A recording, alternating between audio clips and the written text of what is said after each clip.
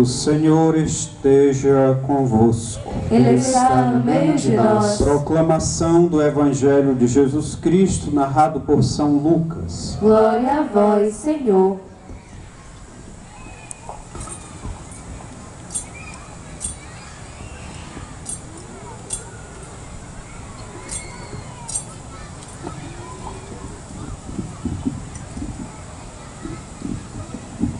Naquele tempo, houve uma discussão entre os discípulos para saber qual deles seria o maior. Jesus sabia o que estavam pensando. Pegou então uma criança, colocou-a junto de si e disse-lhes: quem receber esta criança em meu nome, estará recebendo a mim.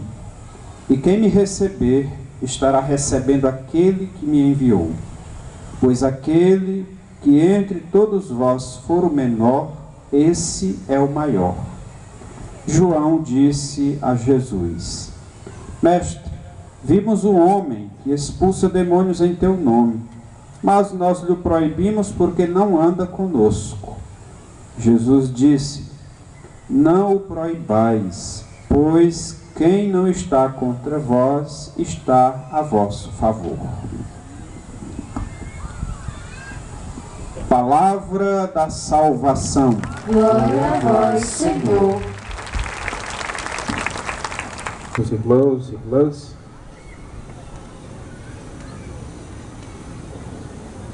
então nós vimos hoje, pelas leituras, sobretudo pelo Evangelho, que Jesus nos apresenta duas características que a gente percebe que está presente na vida de todos os santos e santas que nós conhecemos através da história desses santos pela igreja na qual pertencemos. Essas características também nós percebemos na vida do nosso compadroeiro São Francisco. A primeira delas, que Jesus nos ensina hoje, nós chamamos de humildade. A liturgia hoje nos ensina a sermos humildes, que é o contrário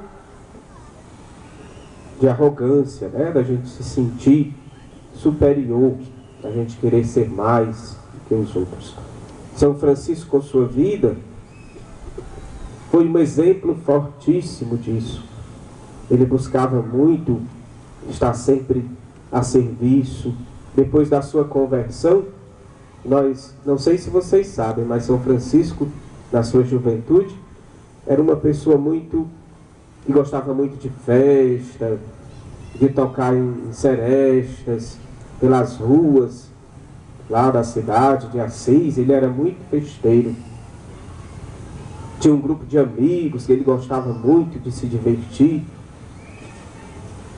Depois que ele passou pela experiência da conversão, ele mudou um pouco. Ficou mais voltado para o serviço aos pobres, ao acolhimento. E nos ensinou a ser humilde. Ainda hoje a gente tem em São Francisco um grande exemplo de humildade. É a mesma coisa que hoje Jesus nos ensina na liturgia de hoje. Nós vimos no Evangelho que os discípulos de Jesus, eles começaram uma discussão. Por que era mesmo que eles estavam discutindo? Para saber quem era o maior, no grupo. Quem era o mais importante. Só que eles discutiam entre eles, no momento que Jesus não estava perto. Eles começaram a discutir para saber quem era o preferido, quem era o maior naquele grupo. E Jesus percebeu que estava acontecendo aquele fato. Jesus também compreendeu a fraqueza deles, né? Claro. Deus já nos fez com este desejo, com este dom da gente querer crescer. Só que às vezes a gente pega este dom e usa de maneira errada. Vamos imaginar alguma coisa que o homem criou para o bem da humanidade? Certamente, a pessoa que pensou na arma de fogo pela primeira vez, ela não pensou com esta intenção de trazer o mal. Ela deve ter pensado, eu nem sei quem pensou primeiro, não sei se você sabe, padre, mas eu acredito que ela deve ter pensado em quê? Em utilizar para a proteção de alguma coisa assim, não sei. Certamente ela deve ter pensado para o bem. Só que muita gente usa para fazer o mal também, né? Então, Deus nos criou com esta capacidade da gente querer crescer. Só que Ele não fez a gente com este sentimento para a gente querer ser maior do que o irmão. Ele fez a gente com esse sentimento para a gente querer crescer na questão do amadurecimento. Ou seja, de reconhecer que a nossa missão, daqui a pouco a gente vai falar de missão, né? Missão nas famílias. A nossa missão é estar um a serviço do outro, assim como nos ensina Jesus hoje. A questão da gente reconhecer que nós precisamos estar sempre a serviço do outro. Então Deus nos fez com essa capacidade da gente desejar crescer. Só que nós, seres humanos, a gente compreende e deturpa as coisas. A gente imagina que crescer é querer ser mais do que o irmão, é querer ocupar um cargo maior. Então aí a gente desvia o caminho. Devemos aceitar que Deus nos fez com essa capacidade da gente crescer, porque nós somos seres inacabados, como nos fala um dos salmos. Todo dia a gente tem esta capacidade de aprender, de crescer, mas neste aspecto que Jesus nos ensina, nesse aspecto que a vida de São Francisco também nos ensina. A questão deste amadurecimento é saber que nós estamos aqui para a gente servir a Deus. Servindo a Deus, nós estamos servindo também aos irmãos e irmãs. A resposta de Jesus, quando ele percebe que estão discutindo para saber quem é o maior do grupo, ele toma uma criança, coloca em seus braços e diz claramente, para que eles percebessem. A gente sabe como é uma criança. A criança está iniciando a vida, ela depende dos adultos, né, para tudo. Depende do adulto para comer, para se manter. Então ele nos deixa esse exemplo de que nós também devemos ter esta consciência. A consciência de que o nosso amadurecimento é o nosso reconhecimento da nossa própria fragilidade e a gente então se entregar a Jesus como fez essa criança, deixar que ele possa cuidar da gente. Como é que Jesus cuida de nós? Através da sua palavra, dos seus ensinamentos. E nós então tomamos a consciência de que nós não somos perfeitos. Estamos sempre aprendendo e nos abrindo a essa perspectiva. Isso é humildade. É a gente saber também cuidar de si mesmo, saber se prevenir, né, das doenças. Falando nisso, neste mês que vamos iniciar amanhã, com a graça de Deus, mês de outubro, é o mês que a igreja nos convida a gente a lembrar de quê? De missão, né? Somos enviados por Deus a uma missão. E o que é missão? Missão é falar. É falar a palavra de Deus, é orientar as pessoas. Esse mês também, não sei se vocês já estão sabendo aí pelos meios de comunicação, é um mês que também está alertando para a questão das mulheres se prevenirem mais contra a questão do câncer de mama. A mulher saber se cuidar, saber se prevenir desta doença que a gente não pode fechar os olhos, que ela existe. E na nossa cidade eu fiquei sabendo que tem muitos casos, né? Então, humildade é você reconhecer que você precisa se cuidar, cuidar da sua saúde. Jesus não quer a nossa doença. Ele quer que a gente seja feliz, que a gente tenha saúde. Por isso que ele nos ensina o quê? A também a gente se cuidar. E também nos deixarmos cuidar. Vamos então ter essa perspectiva. E entrando no tema de hoje, que é a evangelização das famílias, das nossas famílias, é o subtema desta noite, a gente pode ver sobre dois aspectos, sobre duas perspectivas. A primeira, a missão do pai, da mãe, que são as pessoas responsáveis diretamente por uma família.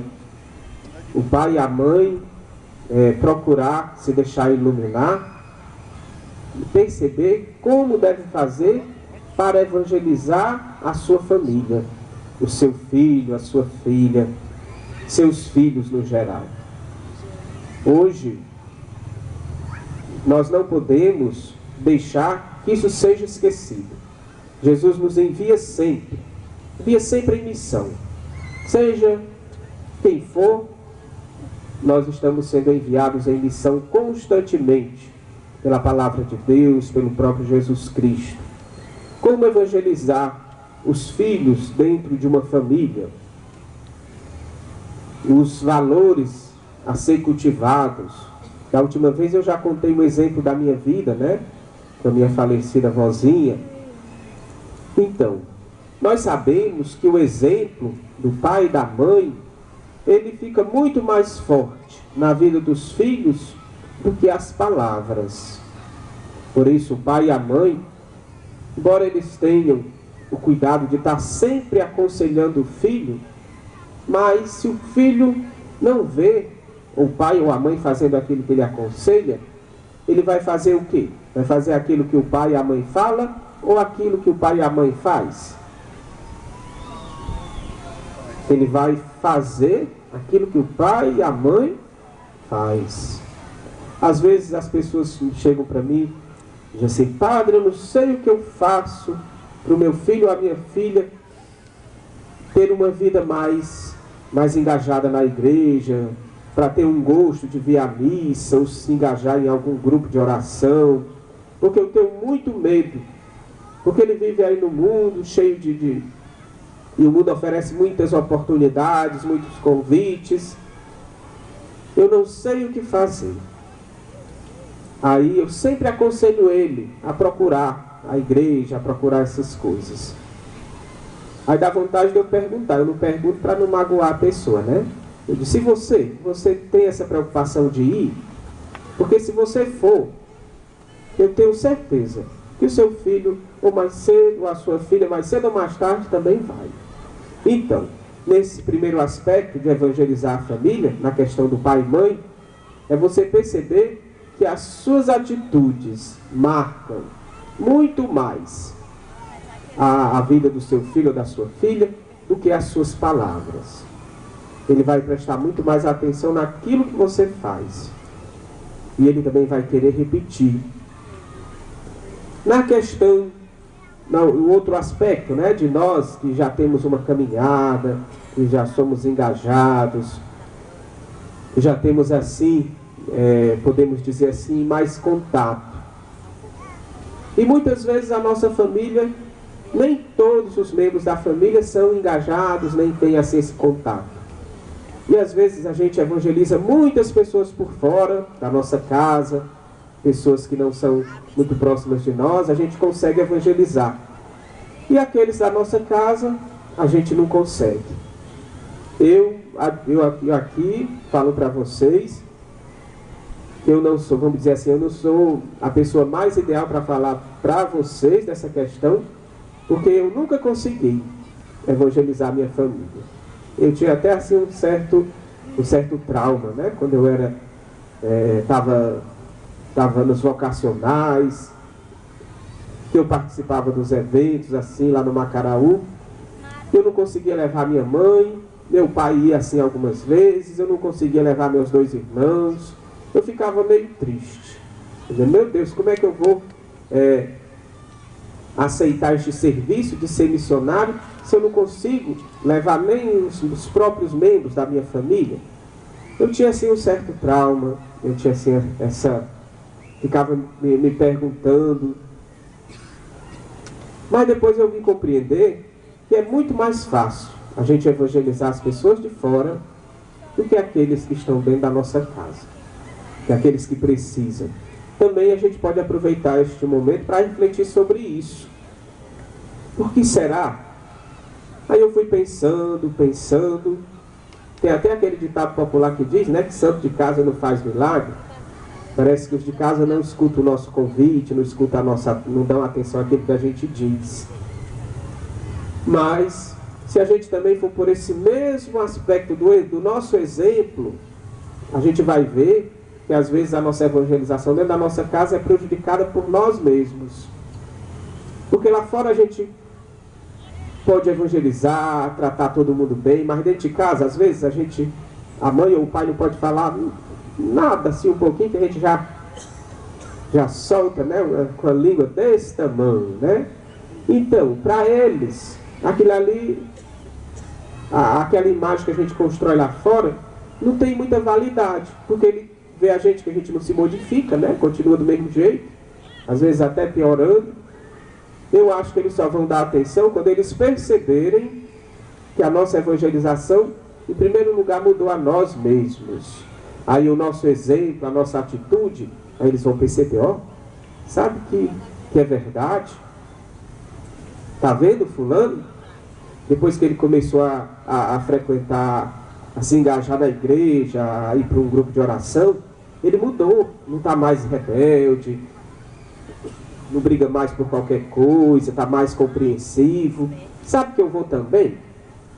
Aí a mãe, o pai ou os irmãos começam a ir, tentando também mudar de vida. E aí de repente acontece. O que foi que fez com que a evangelização acontecesse? Também o exemplo, né? Para a gente ver como o exemplo é forte. Então, para a evangelização das nossas famílias, nós temos que ter consciência disso e não esquecer jamais de colocar os membros das nossas famílias em oração. A oração nos ajuda, primeiro na questão da gente reconhecer os nossos limites, as nossas fraquezas, né? Questão da humildade. Em segundo, porque fortalece, o Espírito Santo ilumina, nos dá uma luz da gente saber como agir nas situações mais difíceis. E ela faz com que a gente não perca a esperança. A esperança de que seja, então, que aconteça, então, na nossa família, a conversão dos nossos familiares, dos membros da nossa família. Por isso, vamos, então, hoje, refletir sobre isso. Sobre como evangelizar os nossos familiares, a nossa família. Se eu tenho dificuldade em fazer com que a palavra de Deus chegue no coração de algum membro da minha família, se eu tenho dificuldade de algum membro da minha família vir para a igreja, então que em primeiro lugar eu coloque nesta Eucaristia essa pessoa, traga ela na minha mente e vá entregando a Deus, pedindo que a palavra de Deus, que a força da nossa oração chegue ao coração dessa pessoa. E ela começa então a se abrir, e não esqueça o exemplo, né? O meu exemplo é importante e fundamental para a conversão das pessoas da minha família, para que eles percebam que realmente a palavra de Deus tem este poder de transformar. E eles percebam que, em primeiro lugar, que quem se transformou foi eu próprio, né? Nós próprios. Com certeza, assim, nós vamos estar muito mais fortes e o nosso exemplo, o nosso testemunho vai então converter muito mais gente. Não vamos esquecer que o que realmente fez com que São Francisco convertesse muita gente não foram suas palavras, mas sim o seu exemplo de vida. Se hoje a gente ainda tem tanto carinho por este santo,